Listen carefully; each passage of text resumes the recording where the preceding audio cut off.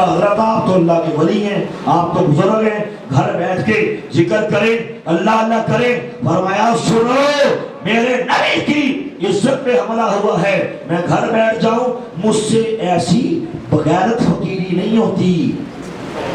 کیا فرمایا؟ مجھ سے ایسی بغیرت فقیری بولو نہیں ہوتی۔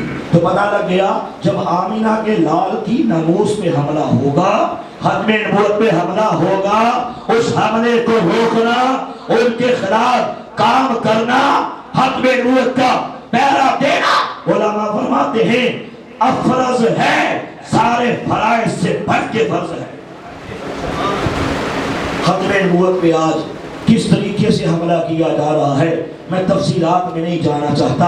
قادیان کی گندی نالی کا گندا کیڑا جس کا نام مرزا غلام محمد قادیانی تھا، یہ وہ لعنتی تھا جسے ظالم انگریز نے ہمارے سب کانٹیننٹ کے اندر کھڑا کیا تھا، بہت سا پیسہ دیا، بہت سی زمینیں دی، کہا گیا پیسہ ہم دیتے جائیں گے، استغفر اللہ، دعویٰ نبوت تم کرو اور ہمارے سیاسی مقاصد کے حصول کے لیے کام کرو۔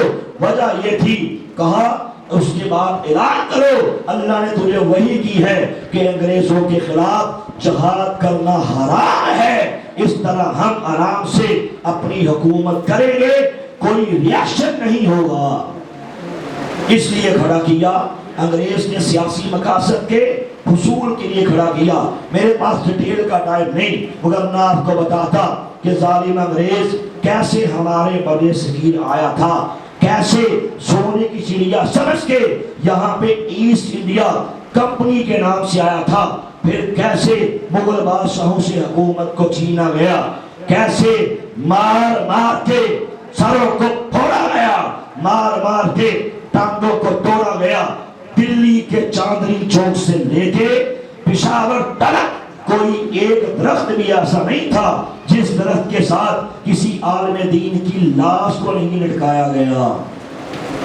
یہ تاریخ خبر صغیر کی کبھی پڑھیے گا، سور کی کھالوں میں سینے کے بعد آگ لگا دی جاتی، بڑے بڑے تھیلوں میں انسانی گندگی ڈال کے، تھیلوں کے منہ علماء کرام کے منہ کے ساتھ باندھ دیے جاتے رہے، تیل کے کڑاہوں میں مجاہدین کو پھینک کے جلا دیا جاتا رہا، مار مار کے کھال کو بیڑا گیا، جوان بیٹے کی گردن پہ چھری پھیر کے، بوڑھے باپ کا منہ پکڑ کے، منہ کھول کے خون کی دھار کے آگے کیا جاتا رہا۔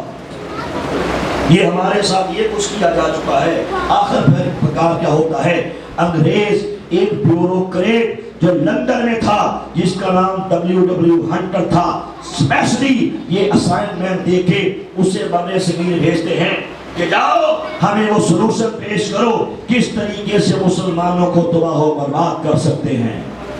انگریز یہاں پہ آتا ہے، پوری دنیا سے میٹنگ کال کرتا ہے، بڑے بڑے کفر کے منصوبہ ساز اکٹھے کرتا ہے، وہ سر جوڑ کے بیٹھتے ہیں، تین دن میٹنگ جاری رہتی ہے، آخر کار 3 دن کے بعد ایک رپورٹ پیش کی جاتی ہے۔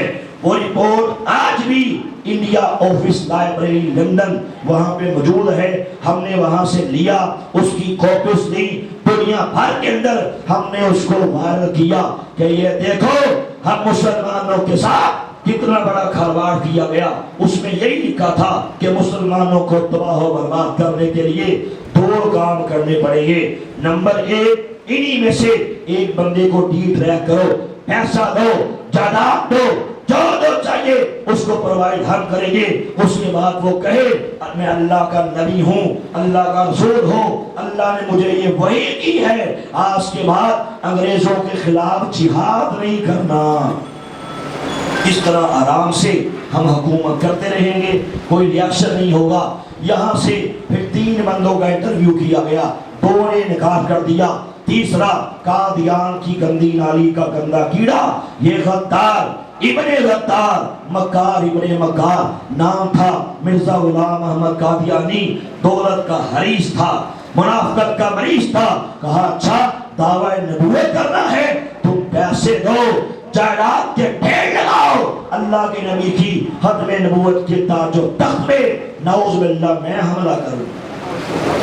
اس قادیان کے بندر نے انگریزوں کے کہنے سے معاذ اللہ دعوی نبوت کیا، سٹیپ بائی سٹیپ دعوے کیے، عالم کے روپ میں سامنے آیا، پھر اس نے ہندوؤں سے مناظرے کرنے، سکھوں سے مناظرے کرنے، تاثر یہ دینا میں اسلام کا کتنا بڑا مبلغ ہوں۔ آہستہ آہستہ امام مہدی کا دعویٰ کیا، مجدد کا دعویٰ کیا، مسیح موعود کا دعویٰ کیا، دعووں کی سیڑھیاں چڑھتا گیا، جوہلا اس کے ساتھ ملتے گئے، یہ سلسلہ پھیلتا رہا۔ پھر کہا میں ذلی نبی ہوں، پھر کہا میں بروزی نبی ہوں، اسی میں بھی اکتفا نہیں کیا، پھر دعویٰ کیا کہ میں حقیقی نبی ہوں، نعوذ باللہ۔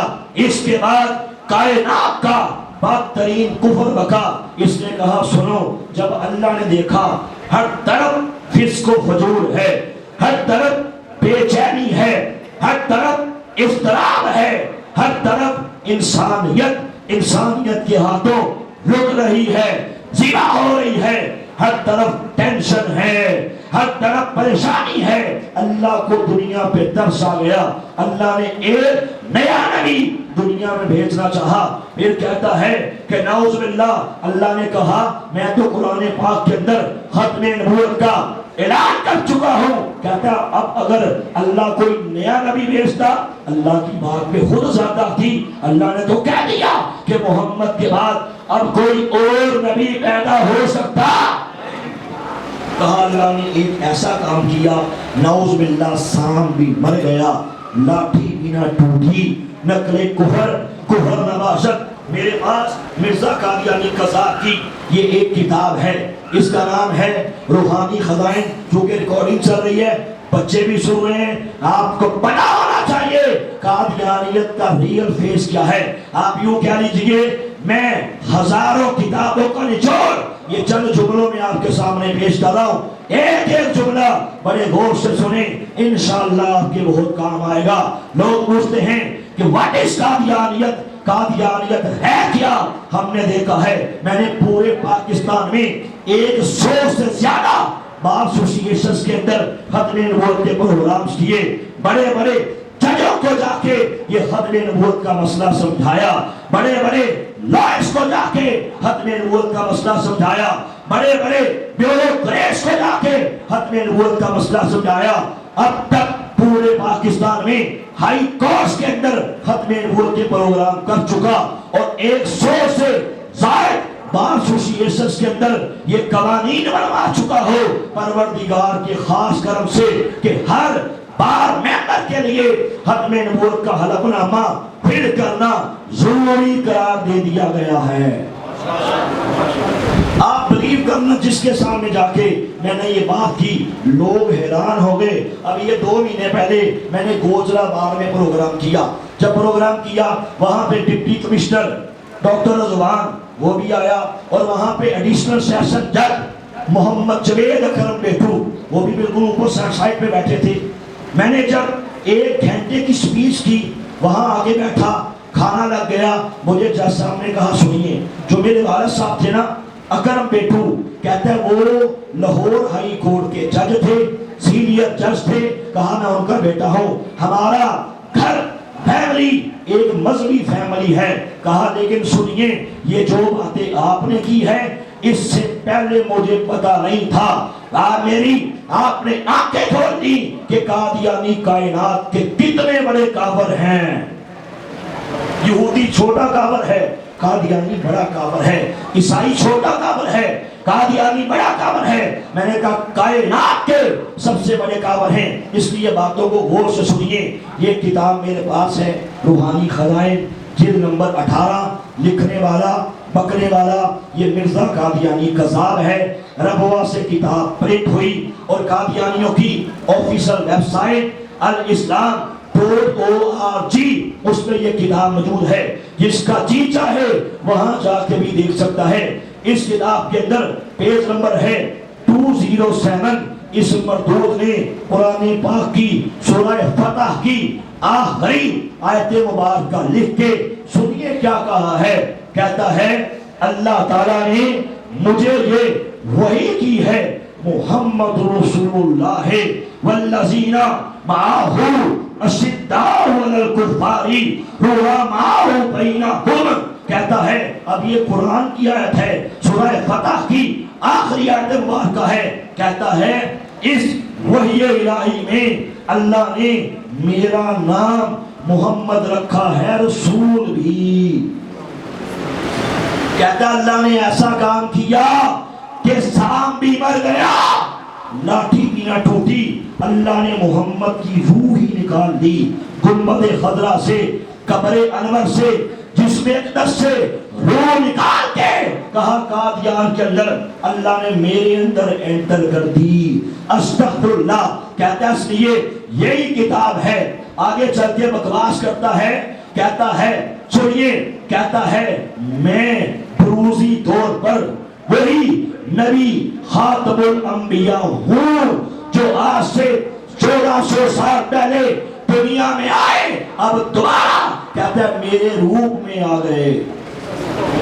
کہتا ہے میں کوئی نیا نبی نہیں۔ آگے پیج میں کہتا ہے اس کتاب کا صفحہ نمبر 216، کہتا ہے میرا نفس درمیان میں نہیں ہے بلکہ محمد مصطفیٰ صلی اللہ علیہ وآلہ وسلم ہے۔ کہتا ہے اسی لحاظ سے میرا نام محمد اور احمد ہوا، بس نبوت اور رسالت کسی دوسرے کے پاس نہیں گئی، محمد کی چیز محمد کے پاس ہی رہی۔ کہتا ہے اس لیے اللہ نے نیا نبی نہیں بھیجا بلکہ میں مرزا قادیانی دنیا کے اندر پھر سے محمد بن کے آ گیا ہوں۔